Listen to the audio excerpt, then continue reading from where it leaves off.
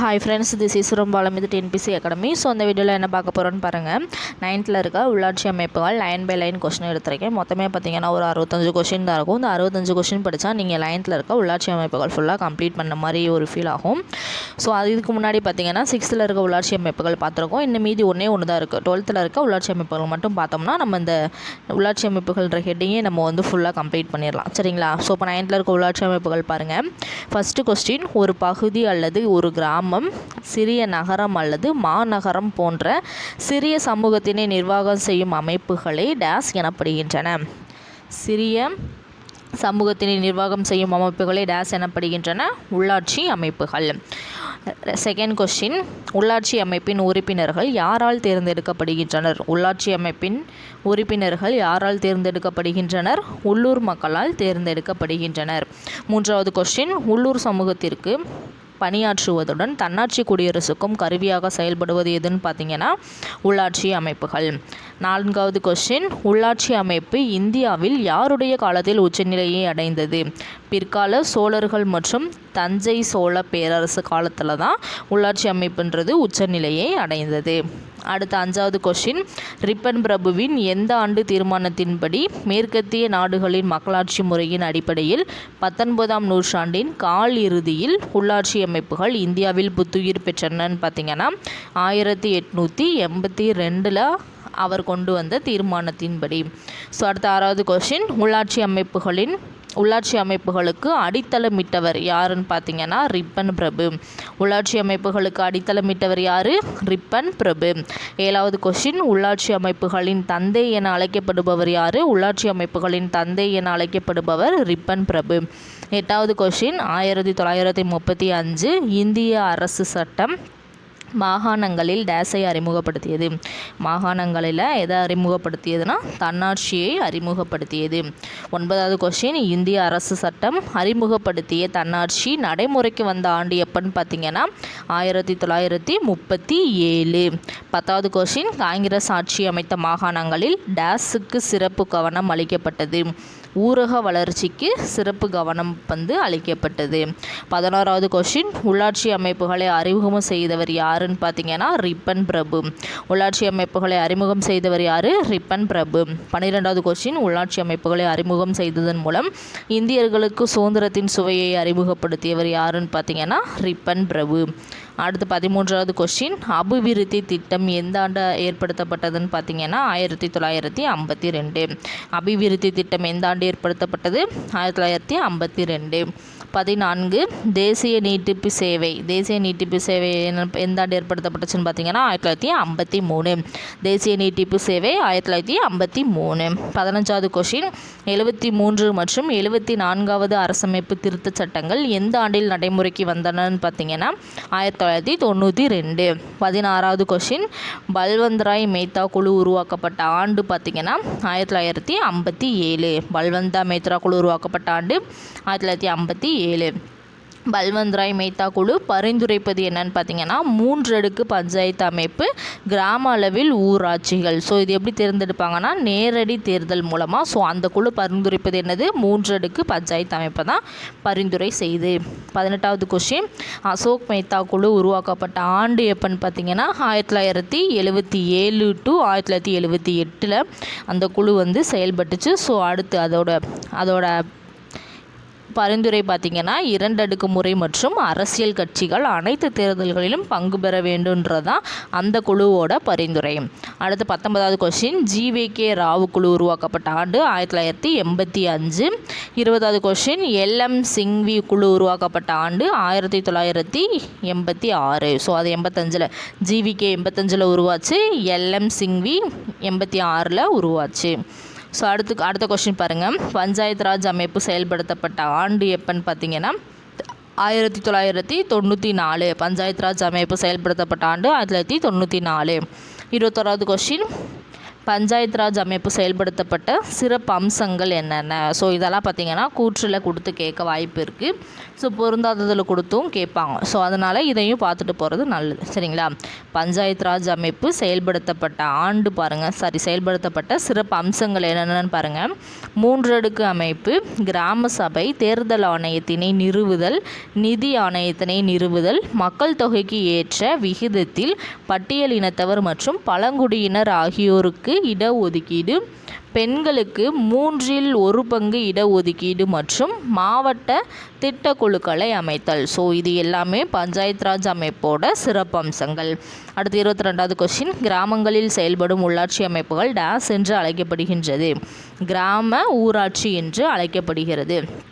கிராம ஊராட்சி தலைவர் மற்றும் பகுதி உறுப்பினர்கள் யாரால் தேர்ந்தெடுக்கப்படுகின்றனர்? மக்களால் தேர்ந்தெடுக்கப்படுகின்றனர். கிராம ஊராட்சி தலைவர் மற்றும் பகுதி உறுப்பினர்களோட பணிக்காலம் எவ்வளவு? ஸோ பணிக்காலம் எவ்வளோன்னு பார்த்தீங்கன்னா 5 வருடங்கள்.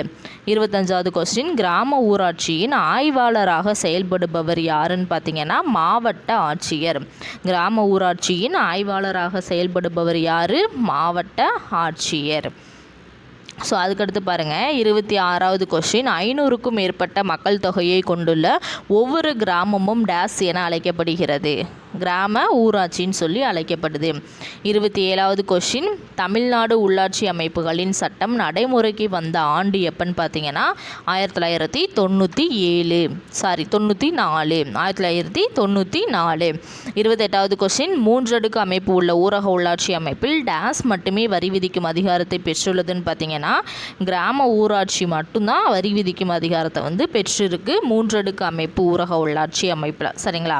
29வது கொஸ்டின், உள்ளாட்சி அமைப்புகளில் தமிழ்நாடு ஒரு நீண்ட வரலாற்றினை கொண்டதாக அறியப்படும் கல்வெட்டு எதுன்னு பார்த்தீங்கன்னா காஞ்சிபுரம் மாவட்டத்தில் உள்ள உத்திரமேரூர் கல்வெட்டு. ஸோ அது எங்கே இருக்குது? காஞ்சிபுரம் மாவட்டத்தில் உள்ள உத்திரமேரூர் கல்வெட்டு உள்ளாட்சி அமைப்புகளை பற்றி சொல்லுது. ஸோ அடுத்து பாருங்கள் 30வது கொஸ்டின், தமிழ்நாட்டில் உள்ளாட்சி அமைப்புகளில் வரலாற்று தொடக்கத்தில் கிராம சபை உறுப்பினர்களை தேர்ந்தெடுக்க எந்த முறை பழக்கத்தில் இருந்துச்சுன்னா குடவோல முறை என்ற ரகசிய தேர்தல் முறை பழக்கத்தில் இருந்திருக்குது. ஸோ அடுத்து 31வது கொஸ்டின், சுதந்திர இந்தியாவில் இயற்றப்பட்ட முதல் சட்டம் எதுன்னு பார்த்தீங்கன்னா மதராஸ் கிராம பஞ்சாயத்து சட்டம். ஸோ அது எந்த ஆண்டு இயற்றப்பட்டுச்சுன்னா 1950 இயற்றப்பட்டுச்சு. சுதந்திர இந்தியாவில் இயற்றப்பட்ட முதல் சட்டம் எது? கிராம பஞ்சாயத்து சட்டம். எந்த ஆண்டு? 1950. மதராஸ். அடுத்து 32வது கொஸ்டின் பாருங்கள். மதராஸ் பஞ்சாயத்து சட்டமும் மதராஸ் மாவட்ட வளர்ச்சி கவுன்சில் சட்டமும் இயற்றப்பட்ட ஆண்டு 1958. 33வது கொஸ்டின், ஒரு வருடத்திற்கு எத்தனை முறை கிராம சபை கூட்டப்படுகிறதுனா 4 முறை கூட்டப்படுகிறது. ஒரு வருடத்திற்கு எத்தனை முறை கிராம சபை கூட்டப்படுகிறது? 4 முறை கூட்டப்படுகிறது. ஸோ இது எந்தெந்த நாள்லாம் கூட்டப்படுதுன்னு பாருங்கள். ஜனவரி, இங்கே எழுதிக்கங்க, ஜனவரி 26. சரிங்களா? ஜனவரி 26 என்னன்னு பார்த்தீங்கன்னா குடியரசு தினம், மே 1 உழைப்பாளர் தினம், ஆகஸ்ட் 15 சுதந்திர தினம், அக்டோபர் 2 காந்தி பிறந்த நாள். ஸோ அதைத்தான் நம்ம காந்தி ஜெயந்தியாக கொண்டாடிக்கிட்டு வர்றோம். ஸோ இந்த நாளில் தான் கிராம சபை கூட்டப்படுகிறது. ரொம்ப முக்கியமானது. சரிங்களா? 34வது கொஸ்டின், பல ஊராட்சிகள் ஒன்றிணைந்து டேஸ் உருவாக்கப்படுகிறது? ஊராட்சி ஒன்றியம் உருவாக்கப்படுகிறது. பல ஊராட்சிகள் ஒன்றிணைந்து ஊராட்சி ஒன்றியம் உருவாக்கப்படுகிறது. 35வது கொஸ்டின், ஊராட்சி ஒன்றிய உறுப்பினர்கள் அதாவது கவுன்சிலர்னு சொல்லுவோம் யாரால் தேர்ந்தெடுக்கப்படுகின்றனர் பார்த்தீங்கன்னா மக்களால் தேர்ந்தெடுக்கப்படுகிறார். ஸோ அடுத்து 36வது கொஸ்டின், ஊராட்சி ஒன்றிய தலைவரை தேர்ந்தெடுப்பவர் யாருன்னு பார்த்தீங்கன்னா ஊராட்சி ஒன்றிய உறுப்பினர்கள். சரிங்களா? கவுன்சிலர் யார் தேர்ந்தெடுப்பா? அதாவது கவுன்சிலர் பார்த்தீங்கன்னா மக்கள் தேர்ந்தெடுப்பாங்க. ஸோ எல்லா கவுன்சிலரில் இருந்தும் ஒவ்வொரு கிராமத்துக்கும் ஒவ்வொரு ஊராட்சி இருக்கும். ஸோ எல்லா கவுன்சிலரும் சேர்ந்து அவங்களுக்கான தலைவரை தேர்ந்தெடுப்பாங்க. ஸோ அடுத்து பாருங்கள் 37வது கொஸ்டின், ஊராட்சி ஒன்றியத்தின் வளர்ச்சி பணிகளை மேற்பார்வையிடும் அதிகாரம் பெற்றுள்ளவர் யாருன்னு பார்த்தீங்கன்னா மாவட்ட ஆட்சியர், திட்ட அலுவலர் மற்றும் சம்பந்தப்பட்ட வட்டார வளர்ச்சி அலுவலர்.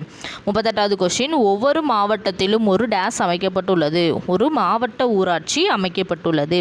39வது கொஸ்டின், டேஸ் மக்கள் தொகை என்ற அடிப்படையில் மாவட்டம் பல பகுதிகளாக பிரிக்கப்படுகிறது? 50,000 மக்கள் தொகை என்ற அடிப்படையில் மாவட்டம் பல பகுதிகளாக பிரிக்கப்படுகிறது. 40வது கொஸ்டின், மாவட்ட ஊராட்சி உறுப்பினர்கள் யாரால் தேர்ந்தெடுக்கப்படுகிறார்கள்னு பார்த்தீங்கன்னா மக்களால் தேர்ந்தெடுக்கப்படுகிறார்கள். 41வது கொஸ்டின், மாவட்ட ஊராட்சி தலைவரை யார் தேர்ந்தெடுக்கின்றனர்? மாவட்ட ஊராட்சி உறுப்பினர்கள் தேர்ந்தெடுக்கின்றனர். மாவட்ட ஊராட்சி தலைவரை யார் தேர்ந்தெடுக்கிறாங்க? மாவட்ட ஊராட்சி உறுப்பினர்கள் தேர்ந்தெடுக்கிறாங்க. 42வது கொஸ்டின், மாவட்ட ஊராட்சி தலைவர் மற்றும் உறுப்பினர்களின் பதவி காலம் எவ்வளோன்னு பார்த்தீங்கன்னா 5 ஆண்டுகள். 43வது கொஸ்டின், இந்தியாவின் ஆன்மா கிராமங்களில் வாழ்கிறது என்பதை உணர்ந்தவர் யாருன்னு பார்த்தீங்கன்னா காந்தியடிகள். இந்தியாவின் ஆன்மா கிராமங்களில் வாழ்கிறது என்பதை உணர்ந்தவர் யாரு? காந்தியடிகள். 44வது கொஸ்டின், சுதந்திர இந்தியாவில் கிராம குடியரசு எனும் பஞ்சாயத்துகளை கனவு கண்டவர் யாருன்னு பார்த்தீங்கன்னா காந்தியடிகள். 45வது கொஸ்டின், 10,000த்திற்கும் அதிகமான மக்கள் வாழும் பகுதி டேஸ் என அழைக்கப்படுகிறதுனா பேரூராட்சி. 10,000த்துக்கும் அதிகமான மக்கள் தொகை வாழும் பகுதி என்னன்னு சொல்கிறோம்? பேரூராட்சின்னு சொல்கிறோம். 46வது கொஸ்டின், பேரூராட்சி தலைவர் மற்றும் உறுப்பினர்கள் யாரால் தேர்ந்தெடுக்கப்படுகின்றனர்னா மக்களால் தேர்ந்தெடுக்கப்படுகின்றனர். ஸோ அவங்களோட பதவி காலம், அதாவது பேரூராட்சி தலைவர் மற்றும் உறுப்பினர்களோட பதவி காலம் எவ்வளோ? 5 ஆண்டுகள். 47வது கொஸ்டின், பேரூராட்சியின் நிர்வாகத்தினை மேற்கொள்ள யார் நியமிக்கப்படுகிறாருன்னு பார்த்தீங்கன்னா செயல் அலுவலர். பேரூராட்சி நிர்வாகத்தினை மேற்கொள்ள யார் நியமிக்கப்படுகிறார்? செயல் அலுவலர். 48வது கொஸ்டின், 1,00,000த்திற்கும் அதிகமான மக்கள் வாழும் பகுதி டேஸ் என அழைக்கப்படுகிறது? நகராட்சி என அழைக்கப்படுகிறது. 49வது கொஸ்டின், நகரசபை தலைவர் மற்றும் உறுப்பினர்கள் யாரால் அழைக்கப்படுகிறார்கள்? மக்களால் அழைக்கப்படுகிறார்கள். சரிங்களா? நகரசபை தலைவர் மற்றும் உறுப்பினர்கள் யாரால் அழைக்கப்படுகிறார்கள்? சரிங்களா? யாரால் தேர்ந்தெடுக்கப்படுகிறார்கள்னு வச்சுக்கோங்க. யாரால் தேர்ந்தெடுக்கப்படுகிறார்கள்? மக்களால் தேர்ந்தெடுக்கப்படுகிறாங்க. 50வது கொஸ்டின், நகரசபை தலைவர் மற்றும் உறுப்பினர்களின் பதவிக்காலம் எவ்வளோன்னு பார்த்தீங்கன்னா 5 ஆண்டுகள். ஸோ எவ்வளோ? 5 ஆண்டுகள். 51வது கொஸ்டின், பல லட்சம் மக்கள் தொகை கொண்ட பெருநகர பகுதி டேஸ் என அழைக்கப்படுகிறது? மாநகராட்சி என அழைக்கப்படுகிறது. பல லட்சம் மக்கள் தொகை கொண்ட பெருநகர பகுதி மாநகராட்சி என அழைக்கப்படுகிறது. மாநகராட்சி தலைவர் டேஸ் என அழைக்கப்படுகிறாருன்னு பார்த்தீங்கன்னா மேயர். மாநகராட்சியோட தலைவர் யார்? மேயர். மாநகராட்சி தலைவர் மற்றும் பிற உறுப்பினர்களின் பதவிக்காலமும் 5 ஆண்டுகள். மாநகராட்சியின் நிர்வாக அலுவலர் யாருன்னு பார்த்தீங்கன்னா மாநகராட்சி ஆணையர். ஸோ அதுதான் பார்த்தீங்கன்னா இந்திய ஆட்சி பணி செய்யக்கூடிய, சரிங்களா, இந்திய ஆட்சி பணியில் தேர்வான ஒருவர் IAS கலெக்டர்னு சொல்லுவோம். மாநகராட்சியை நிர்வாகம் செய்யக்கூடியவரும் மாநகராட்சியோட தலைவரும் வேறு, சரிங்களா. மாநகராட்சியோட தலைவர் பார்த்தீங்கன்னா மேயர். மாநகராட்சியின் நிர்வாக அலுவலர் பார்த்தீங்கன்னா மாநகராட்சி ஆணையர்னு சொல்லுவாங்க. ஸோ அவங்க தான் எல்லா செயல்பாடுகளையும் அவங்க தான் பார்த்துக்குவாங்க. ஒரு மாவட்டத்துக்கு வரக்கூடிய சிறப்பு அம்சங்கள், திட்டங்கள் எல்லாத்தையும் செயல்படுத்தக்கூடியது யாருன்னு பார்த்தீங்கன்னா அவராக தான் இருப்பாங்க. ஸோ அதை தான் பார்த்தீங்கன்னா நம்ம கலெக்டர், மாநகராட்சி ஆணையரை பார்த்தா கலெக்டர்னு சொல்லுவோம். சரிங்களா? 55வது கொஸ்டின், தமிழ்நாட்டில் எத்தனை மாநகராட்சிகள் உள்ளன? 25 மாநகராட்சிகள் உள்ளன. மாநகராட்சியின் 56வது கொஸ்டின், மாநகராட்சியின் ஆணையராக யார் நியமிக்கப்படுகிறார்கள்னு பார்த்தீங்கன்னா இந்திய ஆட்சிப்பணி அதிகாரி ஒருவர். அதை தான் நம்ம IASன்னு சொல்லுவோம். ஸோ IASல தேர்வான ஒருத்தர் தான் மாநகராட்சியின் ஆணையராக போடுவாங்க. 57வது கொஸ்டின், மாநகராட்சி சபையில் கொண்டு வரப்படும் தீர்மானங்கள் அனைத்தும் யாரால் செயல்படுத்தப்படுகிறதுனா மாநகராட்சி ஆணையரால் செயல்படுத்தப்படுகிறது. 58வது கொஸ்டின், சென்னை மாநகராட்சி கட்டடத்திற்கு எந்த ஆங்கிலேய பிரபுவின் பெயர் சூட்டப்பட்டுள்ளதுன்னா மேயர். சரிங்களா?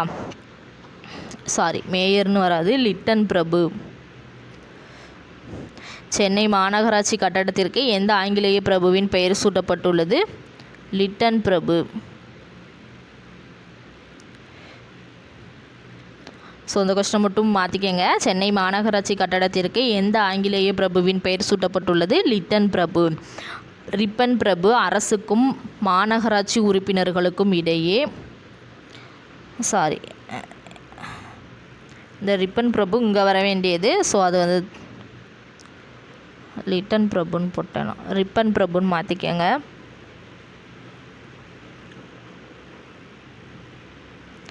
ஸோ இந்த ரிப்பன் பிரபு இங்கே வர வேண்டியது இங்கே தப்பாக பிரிண்ட் ஆயிடுச்சு. ஸோ 59வது கொஸ்டின் பாருங்கள். அரசுக்கும் மாநகராட்சி உறுப்பினர்களுக்கும் இடையே ஒரு இணைப்பு பாலமாக செயல்படுபவர் யாருன்னு பார்த்தீங்கன்னா மேயர். 60வது கொஸ்டின், மாநகராட்சி குழு கூட்டங்களுக்கு தலைமை தாங்குபவர் யாருன்னு பார்த்தீங்கன்னா மேயர். 61வது கொஸ்டின், வெளிநாட்டு பிரமுகர்களை வரவேற்று உபசரிப்பவர் யார்? மேயர். 62வது கொஸ்டின், தமிழ்நாட்டில் உள்ளாட்சி அமைப்புகளின் தேர்தல்களை டேஸ் நடத்துகின்றது? மாநில தேர்தல் ஆணையம். 63வது கொஷின், பெரியார் ஈரோடு நகராட்சியின் பெருந்தலைவராக பதவி வகித்த ஆண்டு பார்த்திங்கன்னா 1917. 64வது கொஷின், குழாய் மூலம் குடிநீர் விநியோக முறையினை முதலில் செயல்படுத்தியவர் யாருன்னு பார்த்திங்கன்னா பெரியார். குழாய் மூலம் குடிநீர் விநியோக முறையினை முதலில் செயல்படுத்தியவர் யார்? பெரியார். ரொம்ப ரொம்ப முக்கியமானது சரிங்களா. இவர்னால தான் தமிழ்நாட்டில் பார்த்திங்கன்னா குழாய் மூலம் குடிநீர், அதாவது குழாய் வழியாக நமக்கு நீர் வர்றதுக்கு முக்கிய காரணமே பெரியார் தான். 65வது கொஷின், குழாய் மூலம் குடிநீர் விநியோக முறையினை முதலில் செயல்படுத்திய ஆண்டு எப்போன்னு பார்த்தீங்கன்னா 1919. ஸோ 1919 தான் குழாய் மூலம் குடிநீர் விநியோகமாக முதல்ல பெரியார் கொண்டு வந்தார். ஸோ வருஷம் ரொம்ப முக்கியம், யார் கொண்டு வந்தாங்கன்றது ரொம்ப முக்கியம். இது ஆல்ரெடி பார்த்தீங்கன்னா டிஎன்பிசியில் கேட்ட கொஸ்டின்ஸ் சரிங்களா. 1919 ஆண்டு தான் குழாய் மூலம் குடிநீர் விநியோகம் கொண்டு வரப்பட்டுச்சு. ஸோ 65 கொஸ்டினுமே நம்ம பார்த்துட்டோம். ரொம்ப ரொம்ப ரொம்ப முக்கியமான லெசன்ஸ். ஸோ அடுத்த வீடியோவில் பார்த்தீங்கன்னா நம்ம 12th இருக்க உள்ளாட்சி அமைப்புகள் பார்க்கலாம் சரிங்களா. ஸோ அந்த வீடியோ பிடிச்சிருந்தா லைக் பண்ணுங்கள், மறக்காமல் நம்ம சேனலை சப்ஸ்கிரைப் பண்ணுங்கள். நெக்ஸ்ட் வீடியோவில் பார்க்கலாம். இது உங்கள் பாலமித் டிஎன்பிசி அகாடமி.